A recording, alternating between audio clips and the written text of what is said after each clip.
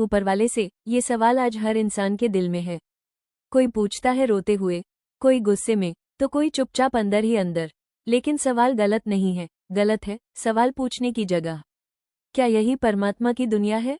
अगर परमात्मा सर्वशक्तिमान है तो इस दुनिया में कोई बच्चा भूखा क्यों है? कोई बीमारी से तड़प क्यों रहा है? कोई मेहनत करके भी गरीब क्यों है और कोई बिना मेहनत अमीर? संत रामपाल जी महाराज जी समझाते हैं, क्योंकि ये दुनिया सतलोक नहीं है।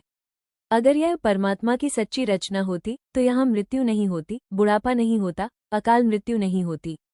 जहाँ पूर्ण परमात्मा रहता है वहाँ दुख का नाम तक नहीं होता। तो फिर यह संसार किसका है?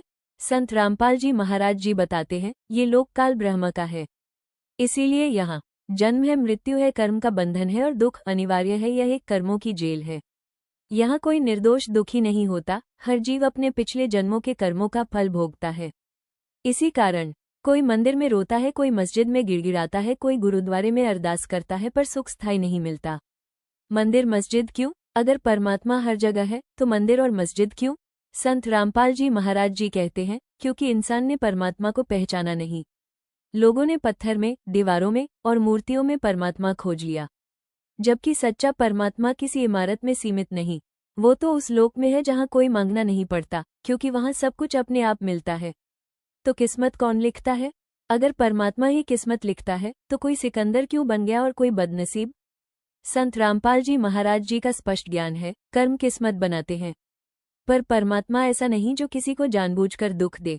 दुख इसलिए है क्योंकि हमने गलत भक्ति की पूर्ण गुरु नहीं पहचाना और शास्त्रों को नहीं समझा। गलत भक्ति इक्वल्स अधूरा फल इक्वल्स दुख। इसका समाधान क्या है? समाधान सवाल पूछना नहीं है, समाधान है तत्वज्ञान समझना। संत रामपाल जी महाराज जी कहते हैं, जब जीव पूर्ण गुरु से पूर्ण परमात्मा का ज्ञान ले लेता है तो उसके कर्म कटने लगते हैं, फिर दुख घटने लगते हैं, भय खत्म होने लगता है और आत्मा सतलोक की ओर बढ़ने लगती है। यही मानव जीवन का असली उद्देश्य है। सच ये है, दुख भगवान नहीं देता, दुख अज्ञान देता है, और सुख मंदिर मस्जिद से नहीं तत्वज्ञान से मिलता है। जो समझ गया वो संसार में रहते हुए भी मुक्त है, और जिसने नहीं समझा वो पूजा करते हुए भी बंधन में है। परमात्मा को नहीं बदला जाता, अपने ज्ञान को बदला जाता है। सद्ज्ञान प्राप्त करने के लिए पढ़े पवित्र पुस्तक ज्ञानगंगा और देखे साधना चैनल 7:30 8 प्रतिदिन।